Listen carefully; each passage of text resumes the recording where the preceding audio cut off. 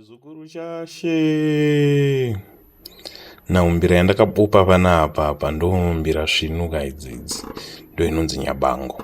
Now iwe, if you take your mahororo, your low mahororo, and you play the note L1 E palow mahororo yako inenge yakafanana ne E, saka L1 yepamahororo yakafanana na B7 wepanyabango panapa. Now mbira yakadesignwa naTirikoti ende ndichikurukura navo chihota. In fact ndakatoona the first one that he made.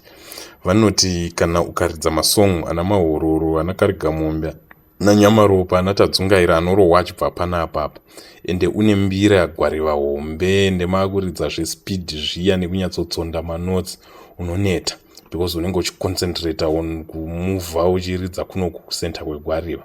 And when he designed nyabango vakati tochitora key iyoyi panotangira key inonzi benzi iyoyi panotangira masong ese toimuvha toiburitsa kunokuku so that unenge wakuisvikira easier, but wokuridza manje uchibva kunoku uchipinda mukati.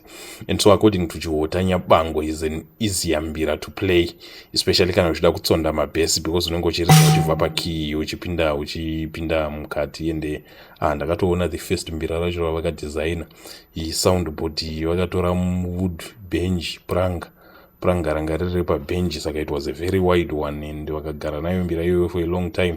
Vakazoitengesa kuSwitzerland uko asi vanga varamba kutengesera any of us, but that's a different story.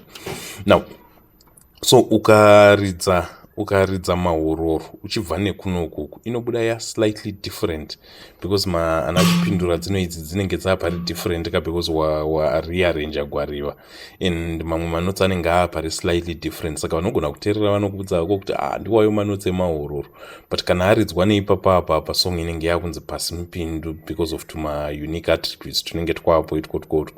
And ana forward vanonakirwa nemazita makuru vanobva vakudza kuti ndo song inonzi muzazananda ende payakambomispelewa it's the same one unonzwa mumwe achiti muzazaranda asi forward anoti muzazananda.